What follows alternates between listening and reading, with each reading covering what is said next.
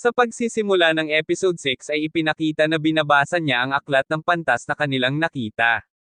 Sinasabi dito na na-master na ng pantas ang lahat ng uri ng magic at martial arts kahit ang pagluluto, pagkanta at kahit pa ang pagguhit. Ang naging resulta ay nakapasok siya sa kaharian ng mga Diyos habang siya ay nabubuhay pa. Tinanong siya ng Diyos ng kaharian kung gusto daw niyang pumanig sa kanila ngunit ito ay kanyang tinanggihan. Ang kapangyarihang mayroon siya ay mas higit pa sa kanyang inaasahan, nakasaad pa dito. Dadating ang panahon na ang lahat ng tao na nakapaligid sa iyo ay magsisimula ng matakot sa iyo. Tulad ng ginawa nila sa akin na nagagawa ang anumang bagay at nakapasok sa kaharian ng mga Diyos habang nabubuhay pa. Nakakalungkot ang mag-isa at iyon ang isang bagay na ayaw ko na maranasan mo ang landas ng katulad ng sa akin at balang araw ay masasawi bilang tao.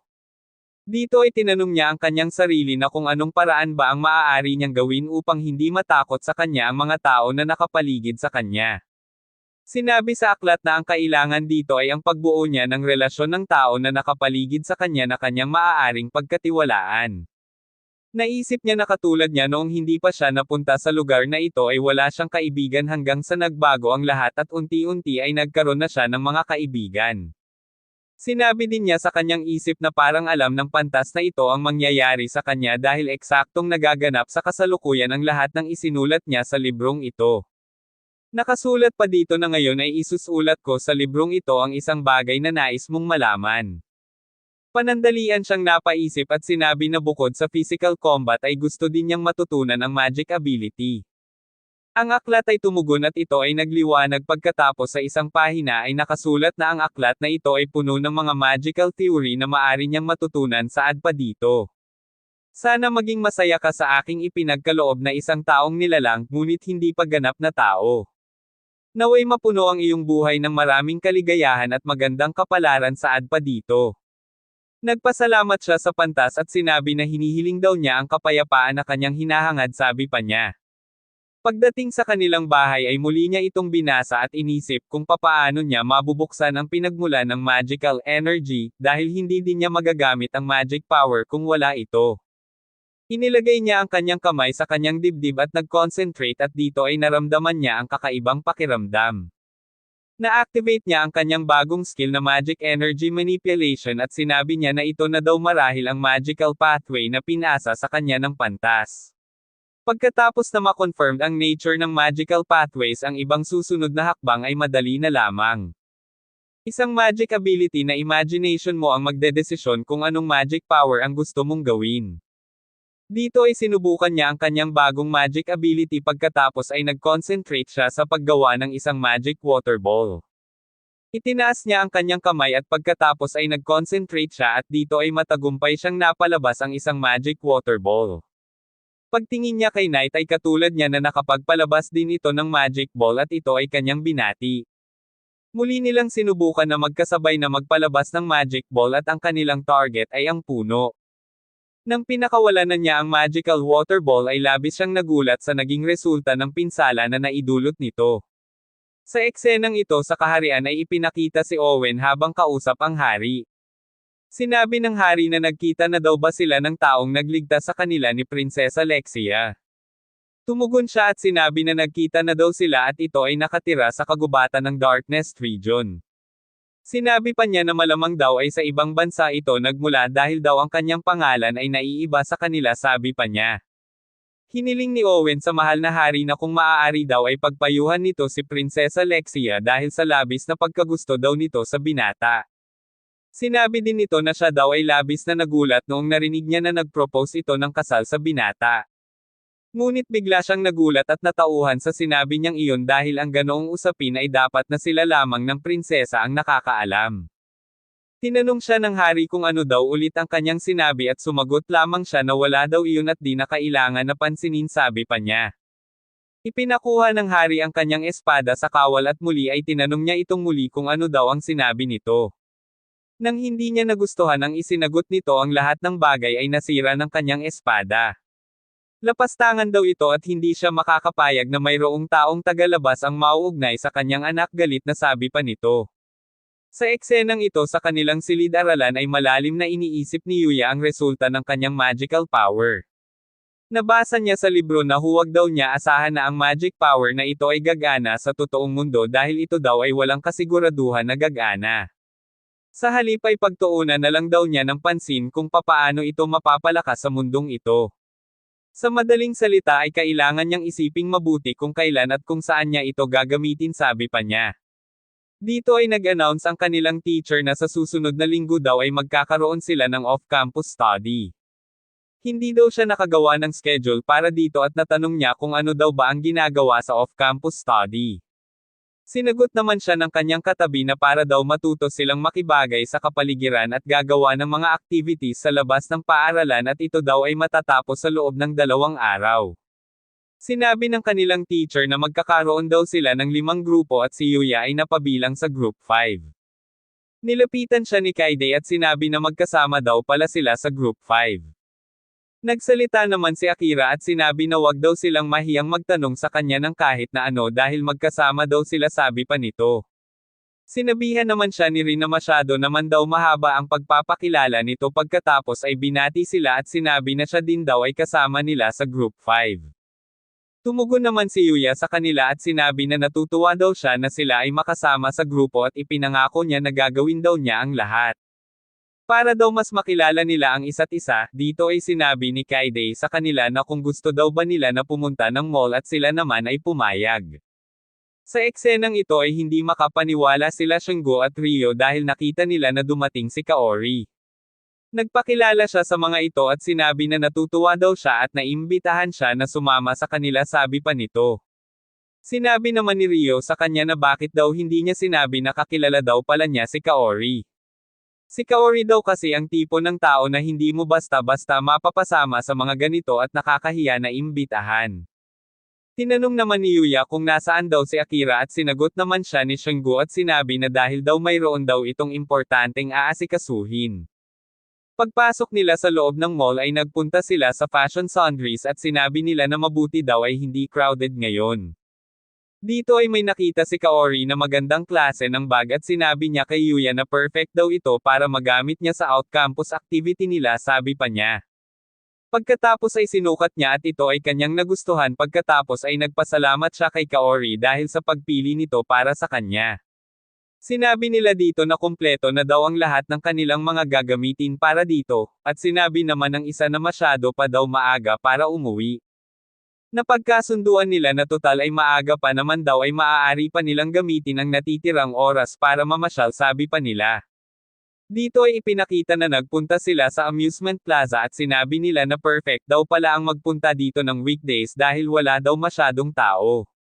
Sinabi ni Yuya na talaga daw ba na ang isang buong floor na ito ay purong palaruan at gayon din si Kaori na ngayon lang nakapunta sa ganito. Dito ay biglang napasigaw si Shungo dahil nakita niya ang kanyang paboritong collection, ngunit sinabi din niya na hindi daw siya swerte pagdating sa ganitong klase ng laro. Nilapitan siya ni Yuya at sinabi na kung pwede daw ba na siya ang sumubok na kunin ito para sa kanya. Sinabi niya sa kanyang isip na sa totoo daw ay ito palang ang unang pagkakataon na susubukan niya ang ganitong laro. Dito ay ginamit niya ang skill niya na detect weaknesses at nakita niya kung saan niya pwedeng puntiryahin ito para makuha. Sinubukan niya itong kunin at sa unang pagkakataon ng paggamit nito ay matagumpay niya itong nakuha. Nagulat naman sila at sinabi na totoo daw ba na ito ang kanyang unang pagsubok na gawin ito. Iniabot niya kay Shungo ang nakuha niya at pagkatapos ay hinila siya ni Kaide at sinabi na kung pwede din daw ba niya nakuhanin ang stuffed toy para sa kanya. Muli na naman niyang ginamit ang detect weaknesses at matagumpay na naman niya itong nakuha. Pati si Kaori ay may itinuro na maliit na bagay at nakiusap din na kung pwede din daw ba niya ito na makuha para sa kanya. Matagumpay niyang nakuha ang mga ni-request ng mga ito at kahit si Ryo ay nagpasalamat na din sa kanya dahil nakuha niya ang paborito niyang libro. Natutuwa siyang sinabi sa kanyang sarili na masaya daw siya na makita na masasaya ang kanyang mga kaibigan, dagdag pa niya. Sinabi ni Kaori na ito daw ang kanyang unang pagkakataon na makapunta sa ganito at sobrang saya daw niya. Dito ay niyaya sila ni Ryo na kung gusto daw ba nila na umakyat sa 7th floor para magkape. Sinabi naman ni Rin na sila na lang daw muna dahil meron daw silang pupuntahan na for the girls only lang daw, at ito ay nasa 13th floor ang girls fashion. Nagpaalam ang mga ito sa kanila at sinabi naman nila Rio na sa kafe na lang daw sila maghihintay. Sa eksenang ito ay ipinakita ang isang cable ng kuryente na napinsala at malapit ng sumabog. Habang sila ay masayang nagkakap ay sinabihan siya ni Rio na dapat daw ay hindi niya pinwersa ang sarili na magkape dahil hindi naman daw ito talaga nagkakape. Sinabi naman ni Shanggu na masaya na daw siya sa melon soda dahil ayaw daw niya ng kape. Sinabihan naman siya ni Rio na para daw siyang bata sa iniinom nito at sinabi na ang tunay na lalaki daw ay kape ang iniinom dagdag pa niya. Dito ay sinabi ni Yuya na napakasaya daw niya na makasama ang kanyang mga kaibigan habang nagkakape. Dito ay tumunog ang alarm ng mall at sinabi na mayroon daw sunog sa ika-10 palapag kaya umalis na daw ang lahat. Mabilis silang tumakbo papunta sa fire exit at pagkatapos ay ipinaalam nila na mayroon daw mga tao sa 13th floor. Sinabi sa kanila ng lalaki na ipaubaya na daw nila ito sa kanila at magmadali na daw silang bumaba. Dito ay nagawa pang makatawag sa cellphone ni Rio si Kaide at sinabi na hindi daw sila agad nakababa sa tamang oras at sila ay naipit sa 10th floor. Sinabihan niya si Yuya na masama daw ito dahil silang tatlo daw ay kasalukuyan pang nasa itaas sabi pa niya.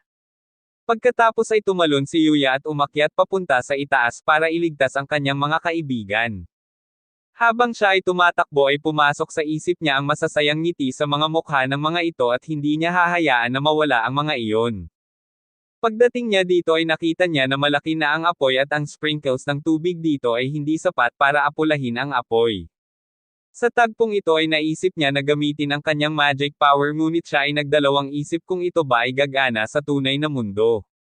Sinimulan niyang isipin na ang kanyang buong katawan ay mayroong armor na gawa sa tubig at hangin upang protektahan siya sa apoy at nagulat siya dahil ito ay gumana.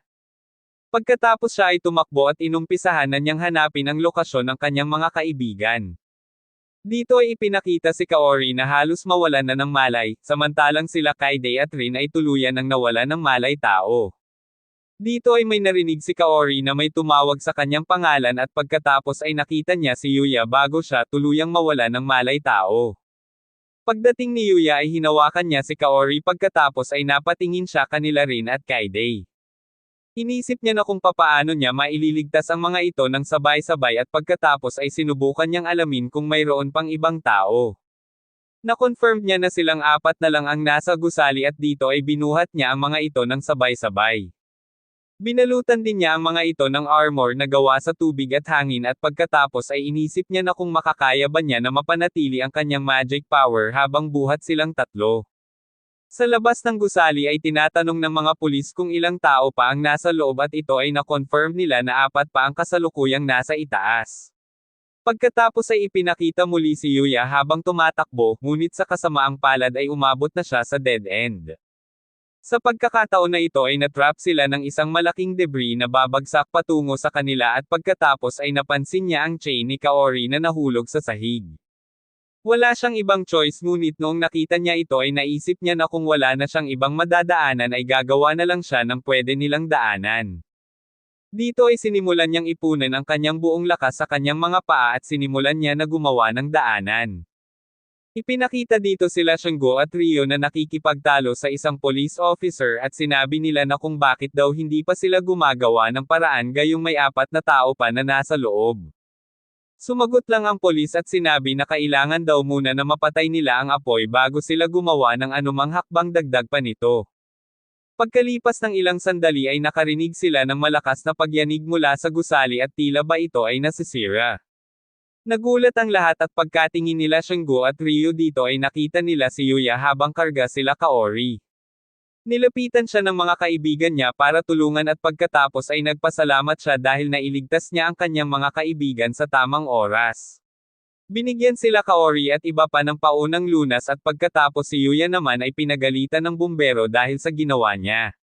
Dito ay dumating ang ama ni Kaori at pinasalamatan si Yuya dahil sa muling pagligtas daw niya dito. Tinanong siya ng ama nito na sa kung papaanong paraan daw niya ito nailigtas at siya naman ay hindi nakasagot agad. Dahil baka hindi rin sila maniwala kung ipapaliwanag niya kung paano nga niya ito iniligtas sabi niya sa kanyang sarili.